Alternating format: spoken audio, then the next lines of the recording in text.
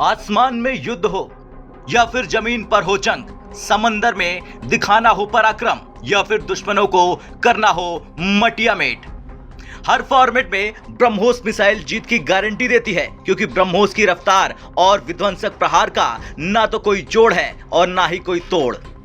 अब इसी ताकत को तेजस फाइटर जेट के साथ अटैच करने की तैयारी हो रही। कहा जा रहा कि ब्रह्मोस एनजी को एलसीए तेजस के लिए तैयार किया जा रहा। ब्रह्मोस एरोस्पेस के सीईओ और प्रबंध निदेशक अतुल दिनकर राणे ने कहा कि ब्रह्मोस एरोस्पेस अगले 2 सालों में अपने डिजाइन और क्षमताओं को अंतिम रूप देने के साथ ब्रह्मोस एनजी मिसाइल को पेश करने जा रहा।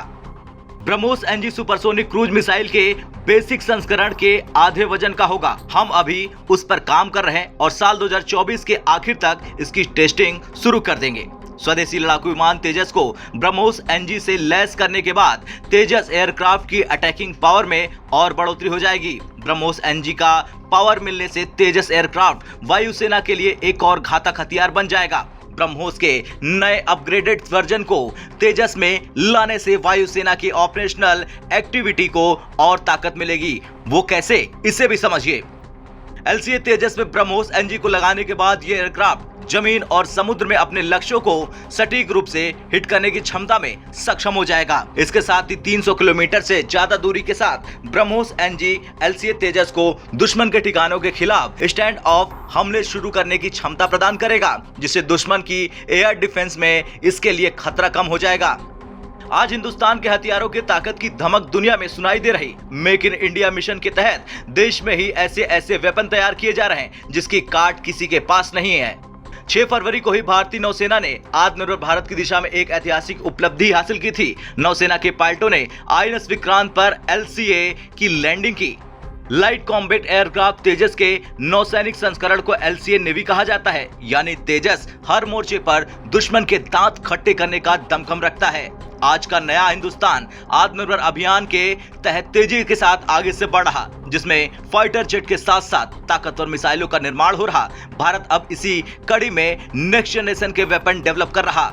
अब ब्रह्मोस मिसाइल सीरीज में ब्रह्मोस एनजी का निर्माण हो रहा। ब्रह्मोस एंजिन एक नेक्स्ट जनरेशन मिसाइल है जिसकी स्पीड 3.5 मैक यानी करीब 4321 किलोमीटर प्रति घंटा होगी। ब्रह्मोस एनजी की रेंज की बात करें तो ये तकरीबन 300 किलोमीटर तक हमला करने में सक्षम है।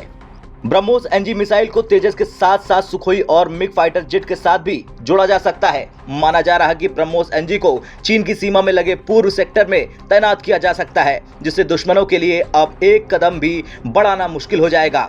ब्रह्मोस एनजी वजन में कम और रफ्तार में काफी तेज है। ब्रह्मोस एनजी मिसाइल की सबसे बड़ी खूबी यह है कि इसे किसी भी प्लेटफॉर्म में लॉन्च किया जा सकता है, यानी ब्रह्मोस एनजी को समंदर, जमीन और आकाश से लॉन्च किया जा सकता है। ब्रह्मोस मिसाइल ज्यादा घातक तरीके से दुश्मन निशाने पर हमला करने में सक्षम है। ब्रह्मोस इतनी तेजी से दुश्मनों पर अटैक करती है कि संभलने का मौका ही नहीं मिलता। निशाना अचूक होता है। यही वजह है कि ब्रह्मोस एनजी को वायुसेना, लड़ाकू विमान और पनडुब्बी पर तैनात करने के लिए विकसित किया जाएगा।